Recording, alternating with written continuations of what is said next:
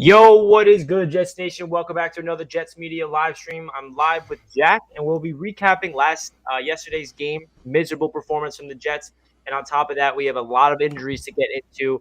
This will not be the most optimistic stream on YouTube today, but Jack and I will give you guys our thoughts about what's going on with the New York Jets right now, what we can expect for the rest of the season, and we're gonna go into the chat and answer all the questions that you guys might have for us. So, Jack, how you feeling today, my man? Uh, I'm doing terrible, honestly. I feel like pulling a Stephen A. Smith right now and just screaming at the top of my lungs about how disgusted and disgraced I am. But I'm not gonna do that, man, because honestly, this team doesn't even at this point right now doesn't even deserve that level of energy from me or from you or from anyone. So yeah, honestly, just a terrible, terrible day to be a Jets fan, and we're gonna get through it. Yeah, the nightmare that I've been scared of every single game has happened, and it's Zach Wilson going down with an injury. The good news is it's not a long-term issue. He will be back to finish off his rookie season. That's a very good sign because the last thing we needed is a season-ending injury, and that was the last that we saw from Zach Wilson. So it's going to be a big test for Zach in particular to get mental reps in the game. He can get take a breather on the sideline. Hopefully, he can rehab his knee. He can be out there at least in the time frame that we got, which is 2 to 4 weeks. That's the best case scenario for the Jets in terms of Zach Wilson. Stepping back, he's not going to be playing. Obviously, Mike White's going to be the starter, and we're not going to be able to see Zach Wilson on primetime football on Thursday night against the Colts, which is pretty unfortunate. But it's going to be interesting to see what happens when Zach Wilson does get healthy and can finally get back on the field and how he finishes off the season strong or not. That's going to be a big factor with the vibe in this Jets offseason for the Jets fans and the Jets organization as a whole. So, Jack, we'll start off with the Zach Wilson news. What's your thought of Zach Wilson going down, and what are your expectations for Mike White in particular? I mean, it sucks, man. There's no way. There's no other way to say it. It's just terrible. You never want to see anybody go down, but the fact that it's your rookie quarterback who's going to miss a couple weeks now with a knee injury, that's scary stuff, man. So obviously, I just want Zach to take all the time that the training staff feels like he needs, in order for him to be back fully healthy and fully comfortable. But yeah, I mean, it just sucks no matter how you slice it, man. It's just super, super, super unfortunate on top of all the other injuries we're dealing with. Now we can't even look forward to at least seeing Zach play for the next couple weeks. So, I mean, me and you are going to the game on Sunday. I've been thinking about that all day, man. And I've never been so not excited to go to a Jets game in my life. The only thing that's getting me through that game of excitement is just the tailgate. I got the new griddle in the mail. Yeah. I'm just looking forward to going there, making some eggs in the morning and experience that more than the game, to be honest. I can't even believe how that all day I've been thinking about, wow, I'm going to this piece of shit game on Sunday. I cannot believe that I have to haul ass to Jersey and watch this team play.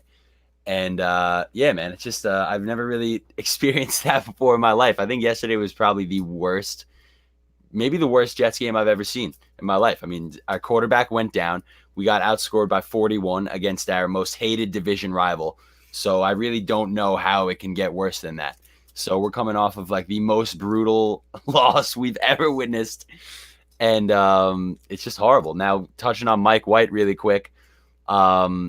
I really expect nothing, honestly. We saw some decent play yesterday, and then we saw some drive,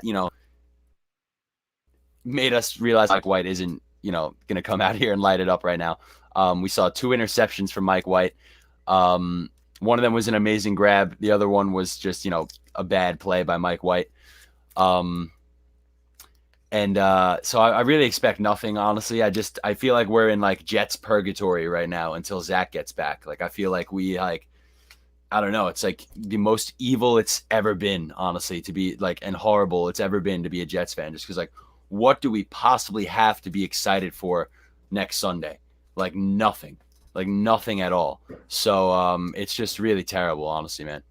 Yeah, it's there's no sugarcoating it. This is probably the rock bottom for Jets fans for this season. It couldn't get any worse. Obviously the injury to Zach Wilson is the worst part of this. If we got blown out yesterday and Zach Wilson was healthy, it wouldn't feel as bad because we were hopeful that Zach can get better as the season progresses. But now that he's down, there's a little bad taste in our mouths. Obviously, even if Zach Wilson didn't go down yesterday, we probably would have lost that game anyway because the defense was just absolutely non-existent and gave up like 54 points in total, which is just unacceptable against a rookie quarterback and Mac Jones.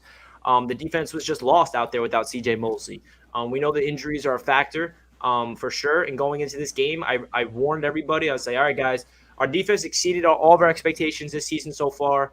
But I think that the defense is going to take a step back against the Patriots simply because CJ Mosley will be out, and he is the heart and soul of this defense. I don't think Jets fans understand the value he has on this team, not only about what he does on the field in terms of tackling and pursuit and all that stuff. It's about lining people up, calling the plays, being the leader, making sure he knows what's happening. He knows the game of football better than anybody on the damn team. And for him to go down like that before the game, I knew it was going to be a rough day. Didn't expect it to be that rough. But then we find out that our rookie linebacker, who has a lot of promise, who the coaching staff are obsessed with, and Jamie and Sherwood, he tore his Achilles and he'll be out for the season. So right now, guys, we're dealing with 6 injuries to our linebackers. Our top 6 linebackers are hurt. CJ Mosley, Jared Davis, Jamie and Sherwood, Hamza Nasruddin, Blake Cashman, and Quincy Williams has a concussion. That's our top 6 linebackers are down right now. I don't know how else to, talk about that. That is just, you can make the injury excuse, but it's just bad luck. I don't know what else to say. I don't know how the Jets can really survive that way. Del'Shawn Phillips made a good play. The only guy that had a sack. Just like Jack and I were making a joke that the only positive was Del'Shawn Phillips, which is a disgrace. But he's going to be, I guess, a starting linebacker. So there's a bunch of injuries piling up, guys. But this is going to be a big test for the coaching staff, especially on the offensive side of the ball. How can they adjust offensively to a new quarterback? What is Mike White going to look like? Are they going to establish a run game? Are they going to really rely on Mike Carter and the offensive line to open up holes? Or are they still going to the game plan is not going to change? Mike White's going to be in the same exact situation as Zach Wilson was in, asking to do the same type of things. So what is your thoughts about that, Jack? What do you want the coaching staff to do in terms of opening up the playbook, making sure Mike White is in rhythm early on and often? Do you want them to establish a run game, rely on Mike Carter and Ty Johnson? Or do you think that they should just throw Mike White out there just like they have Zach Wilson out there and they shouldn't change anything?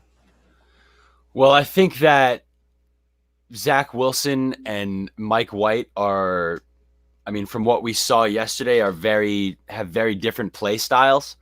Even playing with the same crap offensive line, Mike White seemed like more of the pocket passer, kind of, I don't want to say statue, but that type of prototype quarterback, like more like the Phillip Rivers type of quarterback, as opposed to Zach Wilson, who appears to like prefer being on the move and escaping the pocket and making something happen, in an improvisational sort of way. So I think their play styles are very, very different. So I do think that this offense will obviously need to adjust to the play style of Mike White. But that being said, like, do we expect this offense to adjust at all? They couldn't adjust, in 6 games with Zach Wilson at quarterback to anything. They've been probably the worst, most pathetic, lifeless offense in football, if we want to be real with ourselves. It's been, a joke, honestly, what we've seen on the offensive end compared to the defense that we've seen throughout the majority of this year. Obviously, against the Falcons, it was bad. Yesterday was really, really bad, but we were out CJ Mosley, and obviously, you can't really make the injury excuse. But you just said we're out a lot more than CJ Mosley, man. Literally 6 linebackers, our top 6 linebackers injured. We had to bring a practice squad elevated guy in Del'Shawn Phillips, and he ended up having a sack. Didn't look like a sack. It was just a blown up run play or play action, whatever it was going to end up being. He probably had the most exciting Jets play of the game, maybe besides the Elijah Moore touchdown. But what does the Elijah Moore touchdown even mean? Because this brings us back to the offense. Why does it take, a 1-4 record going on 1-5 and Zach Wilson being sidelined for you to bust that type of play out of the vault, Mike LaFleur? Like, I don't understand where is that type of play that we've waited for all season. And it's not like, this caught any Jets fans by surprise. Like, so many people on Twitter and on streams that I've seen throughout YouTube and just in the Jets community as a whole have been saying, yo, we got to get some trick plays going for Elijah Moore. Like, what's up with the Elijah Moore, like, end around? Like, how many times have you seen somebody that's just a fan say, we need to put Elijah Moore on an end around and just see what happens?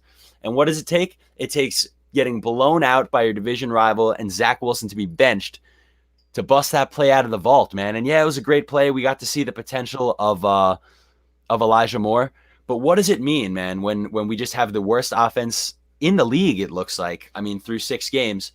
And I don't know, it just really kind of made me think that LaFleur is more incompetent than I already thought he was, because it seemed like he was calling a better game for Mike White than he was for Zach Wilson.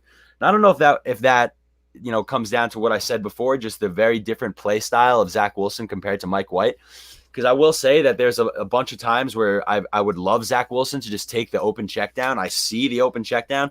I see Ty Johnson like 4 yards down the field with nobody around him. I'm like, all right, dump it off. Let's get it like 8 yards, or let's get a first down. And he just doesn't do it. So I understand that Zach Wilson needs to get better with his decision making, like for sure, 100%.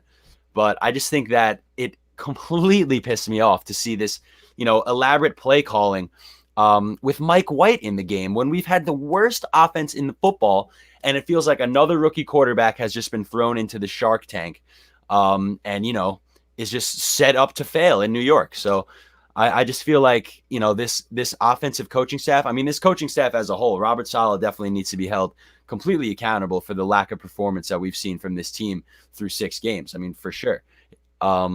But I mean, specifically LaFleur and this offense, just lifeless, man. Absolutely lifeless. And it needs to change. I don't know how it's going to change. We've been saying this all year. We don't know who's in Zach's ear, telling him how to play quarterback. It's certainly not Mike White, because we saw Mike White's first action in the NFL yesterday. We witnessed it all with our own eyes. It's not a veteran quarterback, because we know we don't have one. We have Josh Johnson on the practice squad, who's a veteran, but has Josh Johnson seen any like real playing time in the NFL that mattered? So it's just a nightmare on offense right now. And I know I'm so negative and pessimistic right now, but for me, this is therapy right now. I'm getting all my shit out that I needed to get out. And it honestly feels better than 13 minutes ago when we started the live stream. So there we go. Yeah, obviously there's a lot to get off our chests. This is a time where Jets fans can really live it out, voice our opinions. We all have our own opinions about this team, what needs to be changed, what needs to be worked on, who's at fault, who's doing well, who's not doing well. And the truth is, everybody's at fault here. Everybody needs to be held accountable, starting from all the way up top with Joe Douglas, down to Robert Saleh, down to the entire coaching staff, and then to the players. I mean, it's coming down to that right now. And it's really unfortunate sequence of events. That Elijah Moore touchdown, it is crazy that it did take them that long to pull out that play. I think that was the same exact play design as the end around to Braxton Berrios against the Titans. That was a game where we did not have Elijah Moore out there.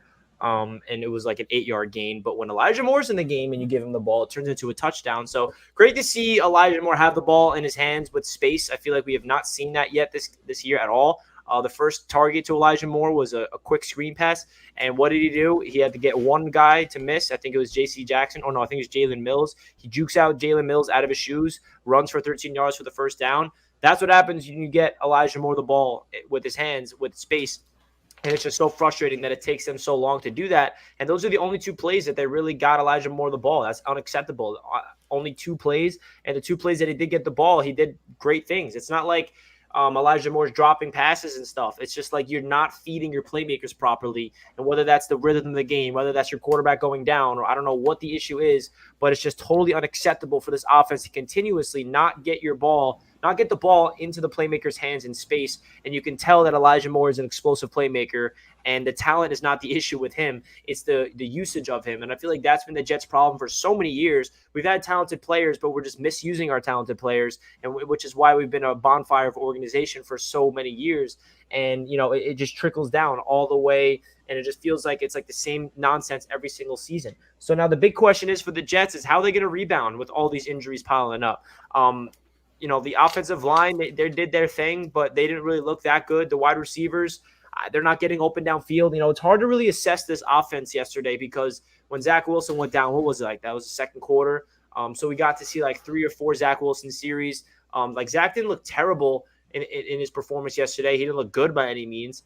He had one really good throw to Ryan Griffin that comes to my mind. That he shows a glimpse of that talent where you're like, wow, like he really has the ability to be really good in this league if he can do that consistently. But the problem with Zach right now is, first of all, the pressure was in his face when he in the first quarter. He was missing the easy throws, and the offense just wasn't in rhythm. When he did have time to throw, there was nobody open downfield. There's the same exact things that was happening over and over again all the way leading up to the bye week. So the question is, how the Jets can simplify this offense for Mike White. How are they going to get their wide receivers open in space? And how are they going to utilize guys like Elijah Moore? How are they going to utilize Mike Carter? Because Mike Carter's a weapon, and I feel like they're really feeding him, which I love right now. But it just makes me sick that Elijah Moore continuously just is not the focal point of this offense. Obviously he got his first touchdown, but he only had like 2 targets and 2 times with the ball in his hands, and that still just does not sit with me well. And Denzel Mims needs to get more, targets. He got a lot of playing time yesterday. He was on the field. He had a reception, but he's not involved in the game plan. It just really makes me upset. Mike LaFleur, he's obviously very young. He's 34 years old. This is his first time ever being an offensive coordinator, and he obviously does not look like he's ready to be an offensive coordinator. He is, looks like a deer in the headlights out there. Jets fans want him gone already. The truth of the matter is, it's really tough for a guy to come in here with this young offense and just be dominant right away and be super creative. I'm not making any excuses for Mike LaFleur, but he really needs to, this is going to be a big test for him, especially now that he has a backup quarterback. The Jets went the route of no veteran backup quarterback. Everybody's, shitting on them, rightfully so, because now that, Mike White's the starting quarterback because Zach Wilson's down, Jets fans are saying, aha, I told you so. You should have got a veteran quarterback. Media outlets is like, what are the Jets doing? Why is there not a veteran quarterback? So now this is going to be a big test because the coaches and the personnel in the front office, they trust the Mike White. We don't, but they do. So we'll see who's right or wrong by the next couple of weeks. I'll tell you this, Mike White, he definitely impressed me. I'm not going to lie. Yes, he had his 2 interceptions, but there were some throws that he made where I was like, whoa, okay, Mike White looks like he actually can do something. He's not, absolutely atrocious where he can't complete a pass, can't do anything. Like he had a really beautiful touch pass. I think it was a Jamison Crowder.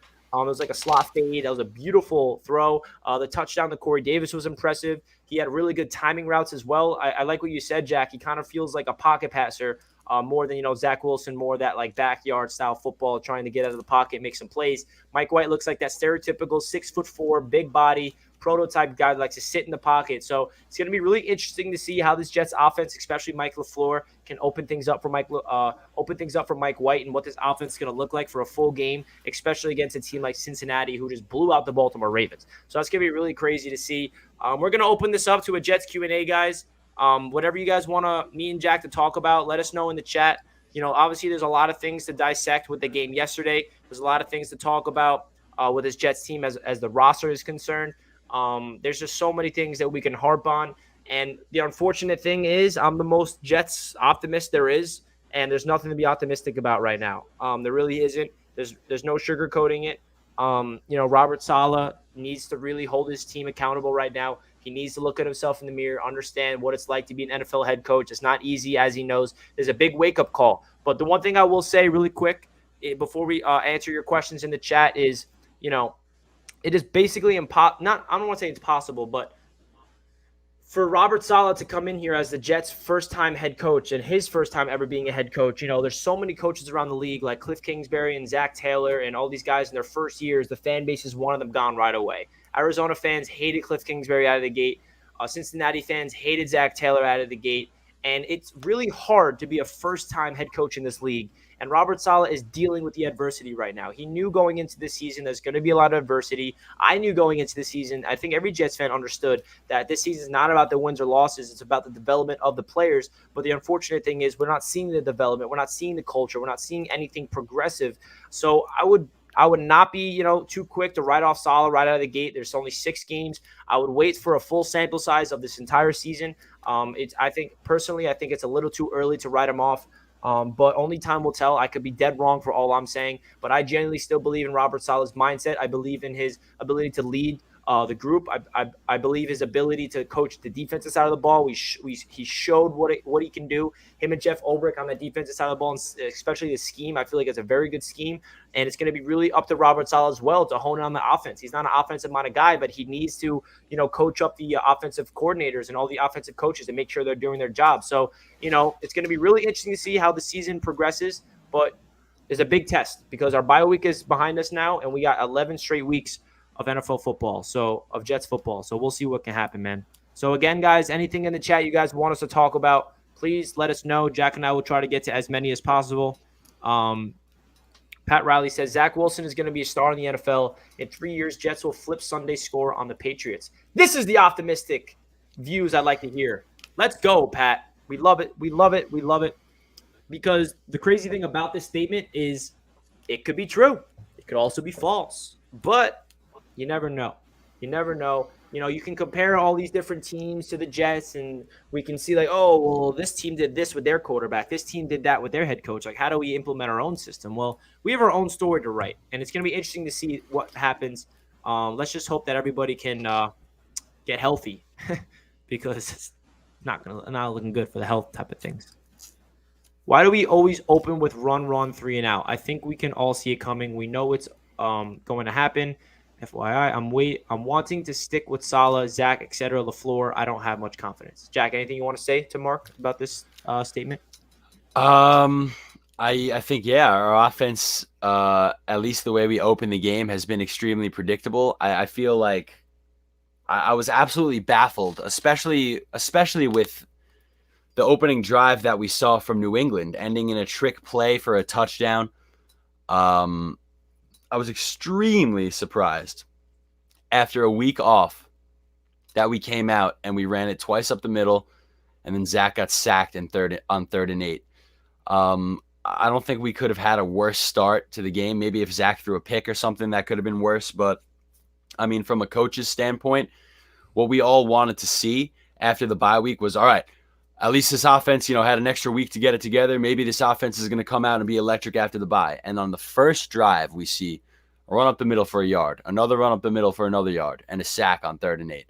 So, honestly, just once you saw that, and you saw how the Patriots' first drive went, and then you saw us go 3-and-out, you kind of knew what direction the game was headed in. Honestly, nobody thought the score was going to get run up that much. But, I agree with I agree with the first part of your I agree with the second part of your thing. I'm wanting to stick with Salah and Zach. Me as well. I still really want Robert Salah to succeed. I think that he has the traits in him that would make for a successful and a good head coach in the NFL. But he's just got to make me believe, man. My belief in Robert Salah is waning by the day. I mean, because, obviously he still has a lot of time to prove himself.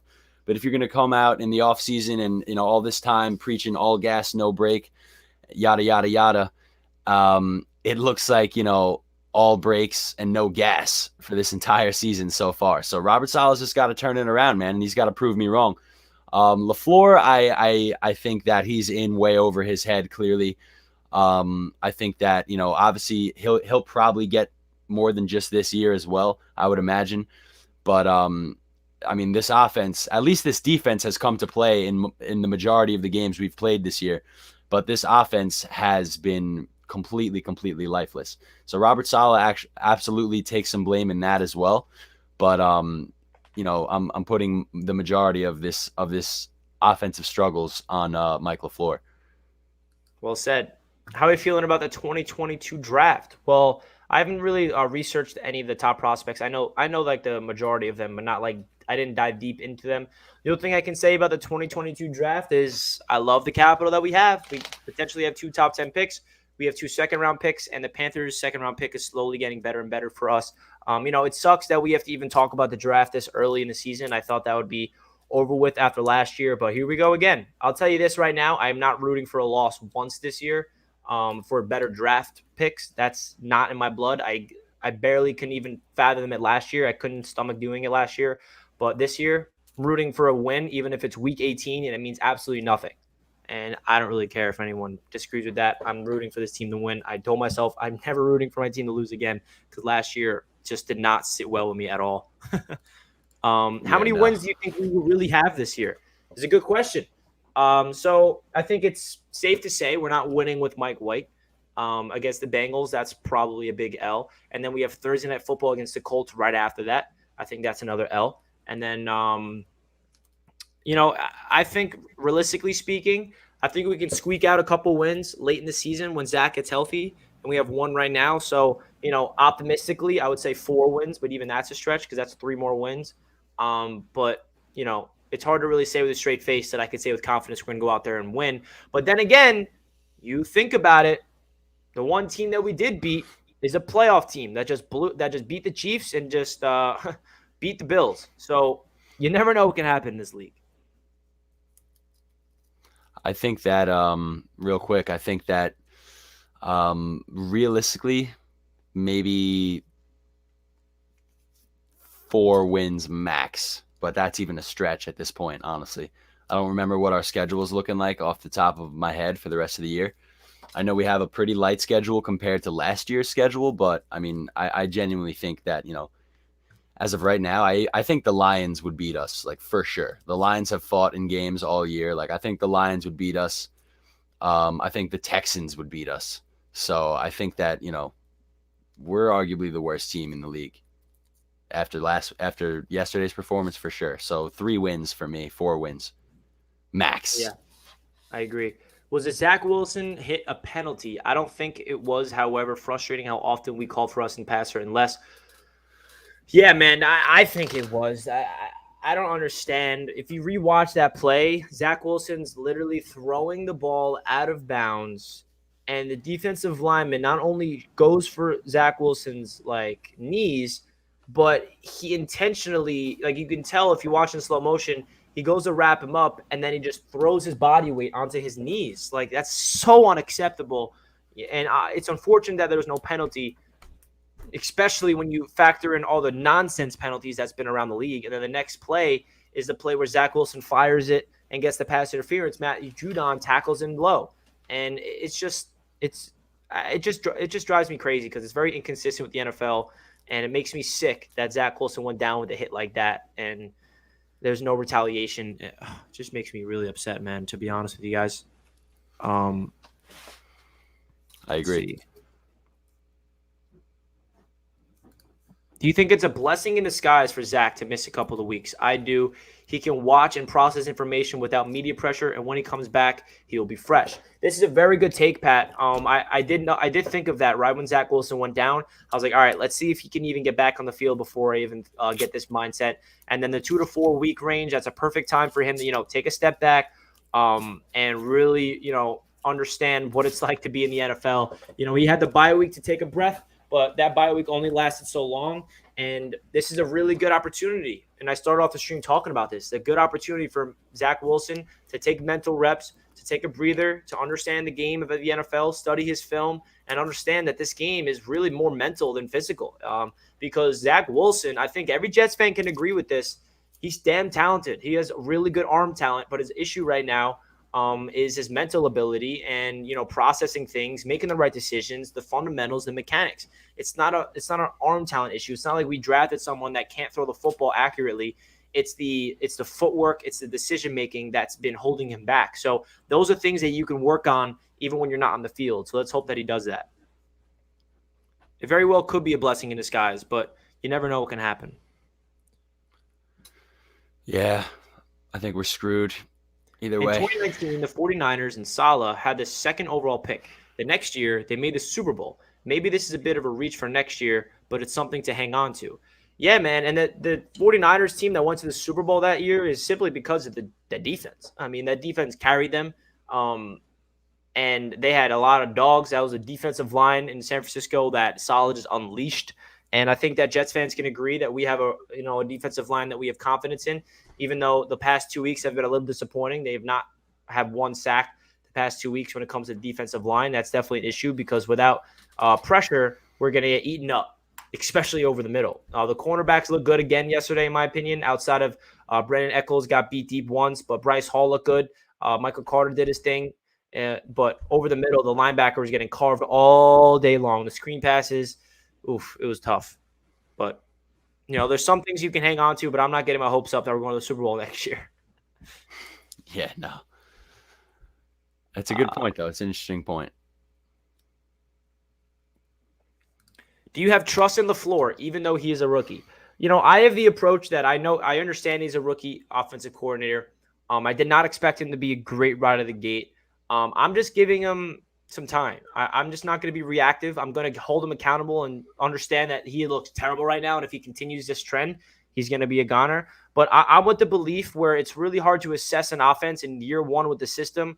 Like even veteran quarterbacks talk about this. Like I've heard so many guys like Aaron Rodgers and retired guys like Kurt Warner and all these, established really great quarterbacks. They talk about how important continuity is for not only an offensive play caller, but for a quarterback.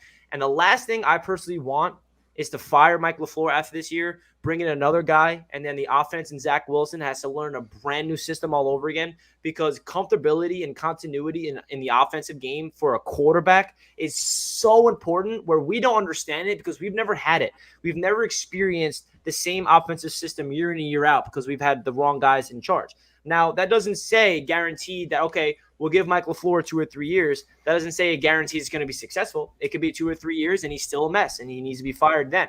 But I just really don't think it's fair to pull the plug this early. And you can definitely lose faith. I'm not saying you can say like you should look at Mike LaFleur and be confident that he'll be good down the line because he's shown no flashes of that. But I'm just gonna, give him some time to work on it. Hopefully, he can talk to his big brother or something because he's obviously knows what he's doing over in Green Bay. And it's just really tough because we're implementing a brand new system with a very young offensive coordinator. The loss to Greg Knapp is really weighing heavy on this offense, and it's just Mike LaFleur got to look himself in the mirror and understand like, all right, this is my shot because this is the last time I'm ever going to get this job, and if I want to keep this job, I got to start putting up points, and it starts with him, and he understands that. And he's holding himself accountable, which is better than what Adam Gase did at least. True that. That's a good point. That is a good point. You're just a much better fan than I am, man. You're just you're way too kind to this organization. You really are. Pat responds to that, and he says, really good take. When you draft a quarterback in the top few picks, it means they're going to a really bad team. Keep replaying the throws he made against Tennessee and realize he will be great. I love the optimism, Pat. You're probably the only guy in the chat right now that's giving this positive energy, and I really genuinely do appreciate you because we need more people like you in these dark times. Richie's tied at me right now. Not at all. I'm just saying in general. Let's see. Some Jets fans are quitting on Zach and Saleh already. Thoughts, guys? Yeah, I just gave my thoughts about this. I mean, listen, every single Jets fan is entitled to their opinions. First of all, Zach Wilson and Robert Saleh have gave you every reason to not believe in them because they've not looked good. Like it's not like you're the people that are giving up on them don't have a reason to. It's just me personally. I just have a long-term vision with this. And I understand that this team is more the long-term approach than the short-term approach. But that's not to say I don't have thoughts in my head like, damn, Zach really is like struggling and Zach is not making these throws. Like it's concerning. Like he needs to clean it up because if he doesn't, that's a bad thing. Same with Saleh. Like he doesn't really, he looks dead on the sidelines. Like there's definitely some concerning things. And again, like we're in a New York market where we're so passionate as a fan base where we're going to be reactive, where we're going to give, voice our opinions because we care that much and we want change right away and we want to be impulsive and we want to point fingers because someone has to be blamed for this issues. And it starts with the head coach and the quarterback. Absolutely, man. Very well said.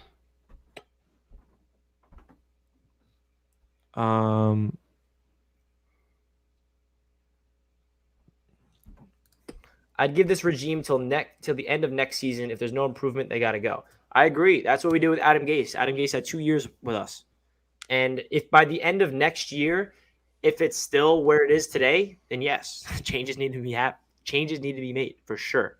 I just think the first year in the system, you got to give him a little leeway, especially because it's not like we hired an experienced head coach. Like Adam Gase was an experienced head coach. He's done it before. So like year one, we're like, get this guy in the building.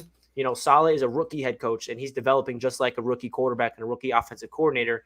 And it's unfortunate that we have to wait and be patient, but, it's no guarantee that they'll work out. But, I think at the end of next year is a really good idea if these guys know what they're doing or not, if they were the right guys for the job. I agree, man. It just comes down to finishing this year with some sort of life at least, because let's not forget Nobody was really sold on Adam Gase when we hired him at all. You kind of had to, sell the idea to yourself That's what I that he did. was going to be successful. Yeah, that's exactly what you did for sure. Um, but let's not forget that in Adam Gase's first season, somehow they ended that year with a 7-9 record. Mhm. Somehow they went 6-2 the last stretch of the season. So there's still time for Salah to do that. But that being said, um, it's just so difficult after the year we sat through last year and all the hype surrounding Robert Saleh going into the season. To see us where we are right now, it's just extremely difficult. So, however you guys want to feel about the Robert Saleh, Mike LaFleur, Zach Wilson situation, I said this last year. I'll say it again this year. Nobody should ever tell you, how to be a fan of your own team. So be angry if you want to be angry. Be optimistic if you want to be optimistic. Be completely indifferent if you want to be indifferent, and just hang in there because I think it will get better by the end of this year. I hope. I hope Zach Wilson. It was a good point before that I didn't really get to speak on, so I will real quick. But I do think there is a lot of benefit to. Only the fact that we're now a 1-5 team. Obviously, I would love to see Zach Wilson on the field for 17 games this year. But I think there's definitely going to be a long-term benefit for him missing some time and being able to take a step back and just reassess things from a mental perspective. And watch a shit ton of film as we know he loves to do already. So he's going to, be in the film room constantly, I imagine. Just going over tape, just trying to improve from a mental standpoint before he's ready to get back out there on the field. So I really do think there is time, but just you're allowed to be angry, you're allowed to be sad, you're allowed to be happy if you want to be happy. But this is just we're in dark times again, man, and um, games and wins in the NFL are sacred. This isn't basketball or baseball where there's 80 plus, 160 plus games in the season. There's 17 games in the season. So, it just sucks where we are right now, no matter how you slice it, man. So, dark days for sure. But I do think that Robert Saleh has the traits to succeed, and he's got to turn it around. And same with Zach Wilson. I think he's got all the traits to be successful. It just could be a mental thing this early into both of their, careers. So, yeah, it's my little rant. Well said. Prestige Shogun says, I believe that it's too early. Youngest team in the league, need to learn how the league works. We can't just keep firing and hiring guys every 2 years. It doesn't and will never work that way. That's exactly my point, man. That's why I'm not the one to pull the plug early, because you cannot build a sustainable winner by just keep getting a new regime after new regime after new regime. I've said it earlier, I preached it before, but continuity is one of the most important parts to NFL football. And I hate bringing this up, but it's the truth. And I'm not saying that the Jets are going to have the same exact situation, but for any of the Bills fans in the chat, Josh Allen, his first 2 years were rough, and his third year, there's two factors why I think Josh Allen broke out in year number 3. The first reason is because he was in the same system for 3 years straight. So he didn't have to worry about a new system, because I don't think we understand, because we don't play football. We're not quarterbacks, so we don't understand the process of verbiage and play calls and all these things. But I can't stress enough how many times I've heard a quarterback speak about how important it is to be in the same system multiple years, because you don't have to think on the field when you know the playbook that well. When you understand the playbook, everything becomes reactive. And if you're thinking on the field, you're not going to be able to be successful. That was Sam Darnold's problem. He never understood the playbook. He just was thinking too much, making bad decisions. Zach Wilson, you know, he's not that comfortable in the system right now, obviously, but as time progresses, he will get more comfortable and understand the system as time goes on. And Josh Allen, he also had Stephon Diggs handed to him in his third year, and Stephon Diggs is a top 5 receiver in this league. So I'm not saying that's what's gonna happen with Zach Wilson, but some Bills fans were writing off Josh Allen so early. They're like, this guy cannot hit a 5-yard out route for his life. He can only hit the 80-yard bombs. He's never gonna be able to be good. And then look what happened with that. There's so many examples around the league, but you can't really. I don't want to sit here and sound like I'm a guy that just compares our situation to others, but I just want to bring it up because there's a lot of Bills fans that, reach out to me. They're like, yo, Richie, just so you know, like a lot of Bills fans hated Josh Allen in year one because of the same exact reason some Jets fans are turning on Zach. It's because he can only hit the deep throws and not the short throws. And you just got to make sure you stay with the same system, believe in your coaches, and surround them with talent. And the rest will, only time will tell. Let's hope that that's happened to us. That's exactly right, man. That's exactly right. And if the long-suffering Bills can turn it around, then I would like to think that the Jets can turn it around as well. So only time will tell is right, man. Yeah, it's the hard truth. I hate to speak on the truth because the truth sucks. It Because just sucks always hearing, oh, it's going to take a couple more years. It's going to take a couple more years because we've been hearing that Jets fans that have been alive since the Super Bowl have been hearing that for 50 years. So, it just sucks, just hearing, oh, more time, more time, more time. yeah, But that's just the reality of the situation, man. Rebuilds take time, and that's what we're currently a part of. yeah, So rebuilds take it time, just and sucks. that's the problem because we've been rebuilding. It feels like you're like people on the outside looking in that don't really follow the Jets, like non-Jets fans, are like, "How are you going to rebuild here? You've been rebuilding forever." Well, the reason why we're in another rebuild is because we have a new regime. That's Yeah, simple as that. yeah, yeah. And it sucks, but it's the truth. And it if you want to take the shortcuts in life in football, you're going to just sacrifice your future. And the Jets are trying their best to build a sustainable winner right now, and it's not easy to do. But the hard truth is, it takes time. And I'm not preaching patience because we've been patient for so damn long. But the only way this team will turn a corner, and I hate saying it because it's the only way. But it's going to take at least until next year, or the year after that. For Um, sure.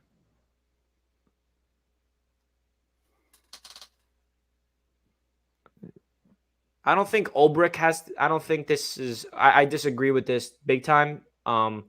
Especially on the Ulbrich side of things. I think Ulbrich has done a good job. I know yesterday was a nightmare performance, but they all be held accountable. They have time to improve. Um, I don't know. There's a lot of things that need to change. I don't blame any Jets fans for saying that type of stuff at all. I don't really don't, because what we're watching on Sunday is just a disgrace. We're really lucky to have that one magical win against the Titans, because without that, it would really be a dark time, because that game was so special for so many different reasons. And it's unfortunate that we have to go into the future without Zach Wilson, because now this is like, we didn't have any hope going into the Patriots game of winning, but now going into future games like against the Bengals, it's like, wow, that's with Mike White. I don't know. And With we'll all be at six the of our stadium, linebackers injured, I don't know. and we'll be in the stands. That might be the worst part. We will. We are not turning it around this year. This team was never going to make the playoffs this year. In Kyle Shanahan, first year, the Niners went 0-9. Same system was a part of. He is a first-year head coach. I agree, man. This is what I'm trying to preach. This is exactly how I think going into this year. I expected it to be a lot of rough patches more than good. I didn't really expect a lot of wins, but the one thing I wanted to see was a culture and identity being formed, and there's a lot of time for that to still be intact. But the injuries are outweighing everything. The coaches are just it's just there's a lot of things that Jets fans have a right to disagree with, to personnel decisions, to schematics, to leadership, to everything. But I really do agree with this. But hey, Seahawks, let's go Saints tonight. Cincinnati game could be very scary. It's on Halloween, Edward. We'll be there. What a decision Carmelo, that turned out to be. this is a good thing, in my opinion. He needs time to watch the speed of the game. Yep. Me and Jack were just talking about that. I agree, man. Hall versus Chase might not be good. Yeah, man. Want to talk about a big test for Bryce Hall? How about going up against the rookie of the year? And not only the rookie of the year, but who's better than Jamar Chase statistically, wide receiver wise, this year? He's having the greatest receiving season from a rookie that we've ever seen. Yeah, I it's believe pretty I saw insane. something that he's on pace to break Calvin Johnson's single season receiving record. I think I saw that on Twitter this morning, I, I which think you're is thinking of Cooper crazy. Cup. Cooper Cup. Oh wow, Cooper Cup. Holy shit. Either way, that's crazy. I mean, Cooper That Cup is is having a crazy. year. But I drafted Allen Robinson Jamar over him. Chase is like 754 yards this season receiving, which It's is just crazy. ridiculous. That's It's all I just wanted absolutely from ridiculous. like Elijah Moore this entire season. That's not even I gonna know. happen. I know. I know. Wide receivers and running backs are in place. LaFleur has no idea how to utilize his players.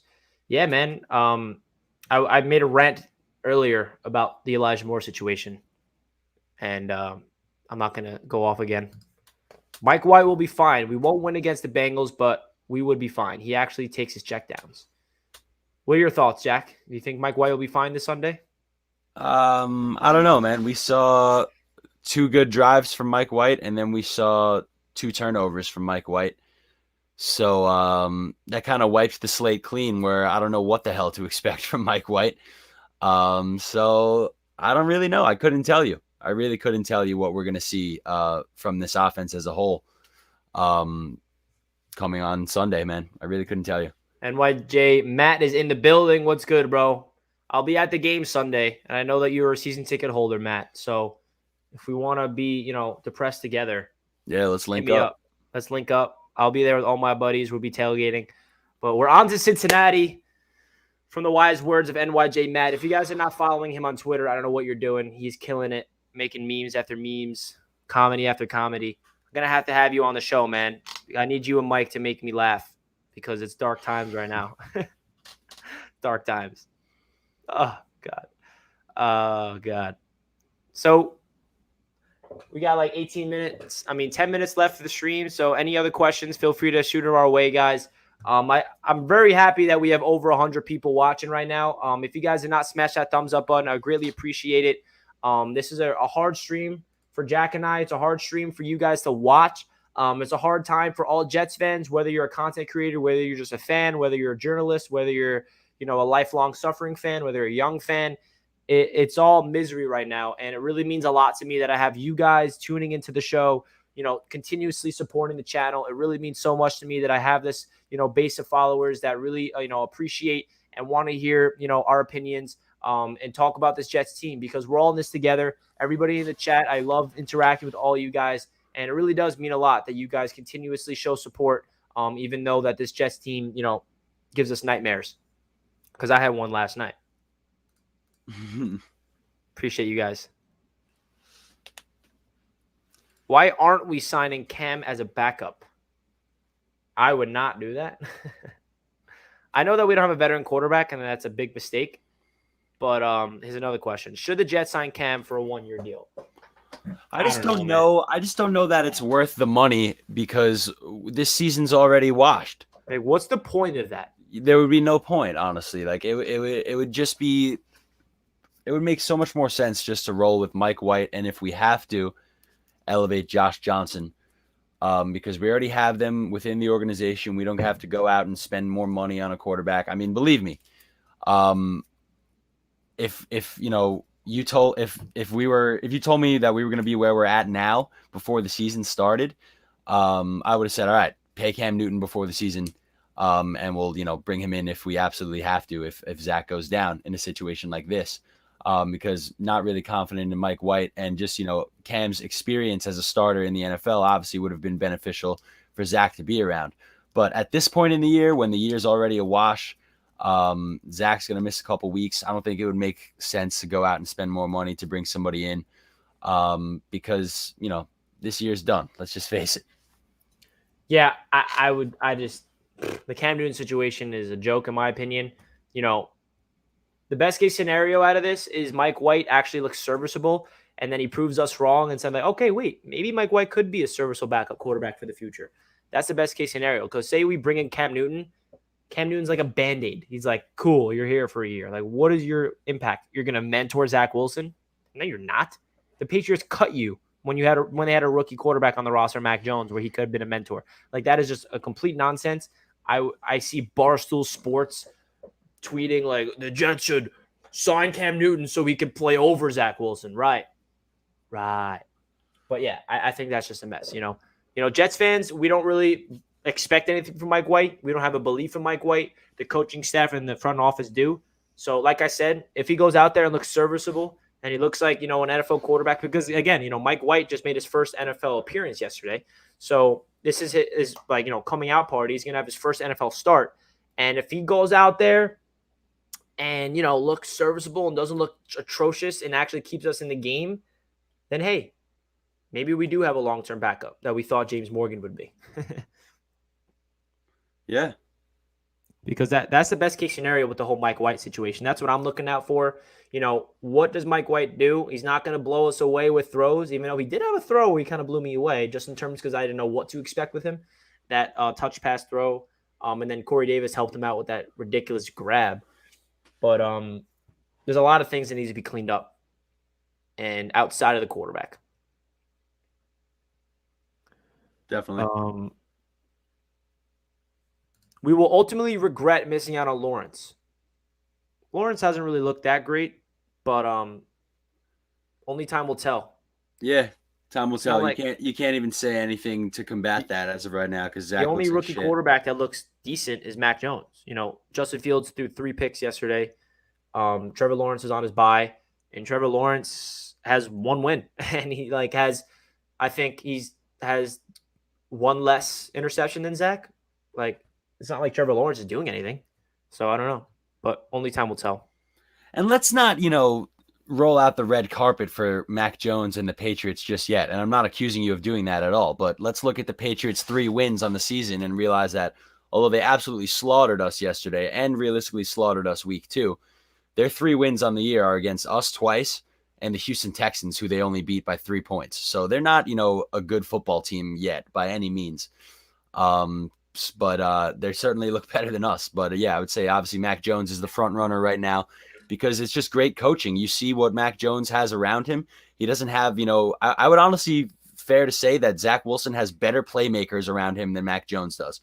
I don't think that's a stretch to say that Corey Davis, Elijah Moore, Keelan Cole, Denzel Mims aren't better than, N'Keal Harry, Jacoby Myers, whoever else they got running routes. So I just think that, it just goes to show what coaching does. But, we can't roll out the red carpet for the Patriots yet. They're taking care of Mac Jones, but they haven't won any big games against any good teams at all. Oh, I agree, man. I think Mac Jones is, it's unfortunate, but I think he's like a perfect system quarterback for them. Yeah. And he's a guy that's a smart guy who is accurate with the football. And that's really all you need for a quarterback to succeed in that type of system. And, we're wondering, everybody was scratching their heads, why the hell did the Patriots pay money to Jonnu Smith and Hunter Henry this offseason? And we see why yesterday. Both of them, even though Jonnu Smith left the game with an injury, he was killing it in the first quarter, first half. Hunter Henry got in the end zone. So, we see what happens with a team that has 2 good tight ends. We need 2 tight ends. Versus us, when we have 0 tight ends. We need to draft 2 tight ends and sign 2 tight ends. We need everybody. We need tight ends. We need a lot of things, but we need tight ends. Listen, the Patriots obviously, I don't know, they just did it right, man. They got Mac Jones. All right. Two solid tight ends for him to throw to, It's just a good move. Yeah, sucks. We got to get tight ends. Sucks. Who is getting Watson? The front runners are Miami, but now that Carolina sucks and Sam Darnold got benched, now apparently there's rumors for them. I don't know, but Deshaun Watson's getting traded before the deadline, and that's going to be interesting. I don't know. I have some Dolphins fan friends who do not want to trade for Deshaun Watson at all. And then other Dolphins fans in my chat, they're like, we need help. And like ED, he wants Deshaun. That's going to be crazy because, first of all, my thoughts about the Deshaun Watson situation with Miami. Miami's 1-6. And in order to get Deshaun Watson, apparently this is what Houston wants. They want 3 first-round picks plus 2 more picks. That's 5 draft picks that the Miami Dolphins, plus players they have to give up potentially. They already don't own their own first-round pick. The 1-6 draft pick that they have, that you would think the Miami Dolphins have a good draft pick, that's going to be the Philadelphia Eagles pick. So the capital's not looking good for the Dolphins. And if you want to trade for a guy like Deshaun Watson, who is definitely a superstar, talented quarterback, he also still dealing with his issues off the field. It's not like that's cleaned up. Like he still has to go to court. It's still a big issue. Like I don't think people have to realize that. But if Deshaun Watson does come to Miami, he has no help. I mean, the offensive line has been looking bad for Miami. I mean, the weapons can't stay healthy. You know, Jalen Waddles look decent, but Devontae Parker can't stay healthy. Mike Gesicki looks like a good tight end, but he's a free agent. The defense has absolutely, was really good last year, and look at the defense now. So I'm not here to, talk shit about Miami because the Jets are just as bad, but I don't think Deshaun Watson is going to solve their problems. That's all I have to say. Yeah, no, and I saw somebody in the chat before ask a question. Honestly, he said, "Guys, serious question. Advice for a Texans fan." And my advice to you, my friend, I don't remember your name, but pray that the Dolphins successfully trade for Deshaun Watson because you won't have to deal with his drama and his off the field issues anymore.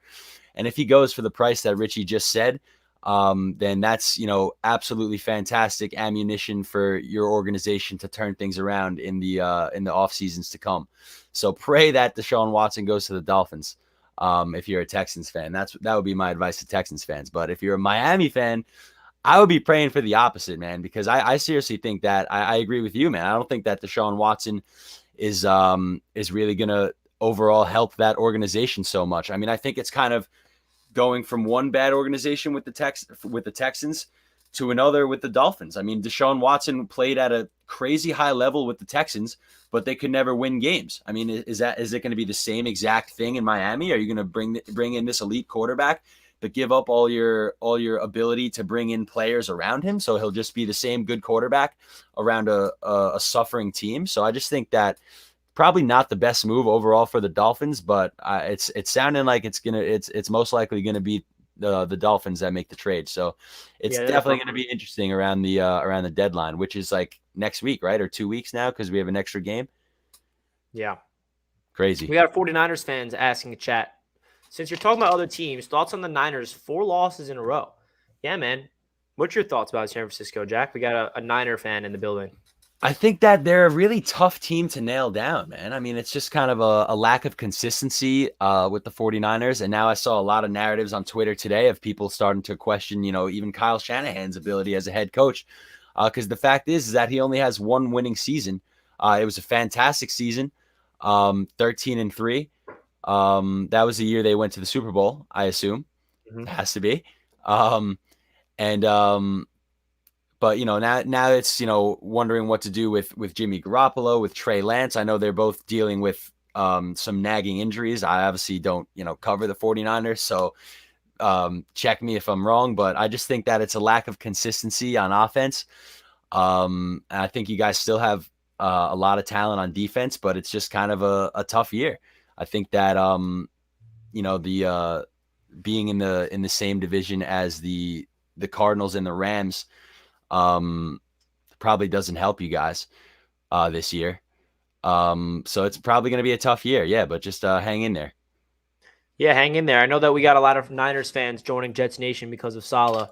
So we appreciate the Niner fans joining Jets fans. It's not a fun time over here, but hopefully things will eventually change. We got the first donation of the night. Appreciate you, Big Joe 71. If you were to switch coaching staffs, what would the Jets record be with Bill Belichick and company this year? I don't know. I think we would be. I mean, what are the Patriots now? They're 3-4 after that win. Yeah. I think we'd be. We're 1-5. I think we'd be what? I think we'd be. I think we'd. I'd honestly think we'd be right there with where the Patriots are now. 3-4. Yeah. I mean, obviously, we've had our bye, they haven't, so it's confusing. But I think we'd be, neck and neck with where they are right now, honestly. Because like I said, we had Belichick for 20 years, though. No.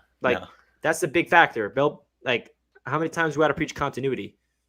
I mean, first year Bill Belichick going to a new team, he's not gonna probably even McDaniels. I mean, he's been there for years. He could have had his choice of head coaching job by now. Yeah. But he's elected to just stay Bill Belichick's OC for years and years and years. And it's a fantastic, the greatest system of all time they've built over there. So, And those trick plays he was coming up with was driving me nuts. oh my God, it was like they didn't stop. I was like, all right, that's got to be his last one that he even has, right? The guy must have like an entire 2-inch thick binder of just trick plays. It's crazy. It was Kendrick Bourne throwing a touchdown pass made me sick to my stomach. That was sick to my stomach. So, guys, it's going to be unfortunate when Mike LaFleur does get hired as a head coach in 2 years, like we were worried about when we hired him, because we're going to have to go out there and get a new offensive line in the building. I know Jets fans literally had the balls to say that this offseason. But what happens when he gets hired out after this season? Oh my God, I cannot. And I was on that train as well. I cannot believe any of us ever had the balls to say that. It's gonna suck when Mike LaFleur goes for a head coaching job. Maybe he's gonna be the Dolphins' next head coach. Could be. You never know. We got their sloppy seconds.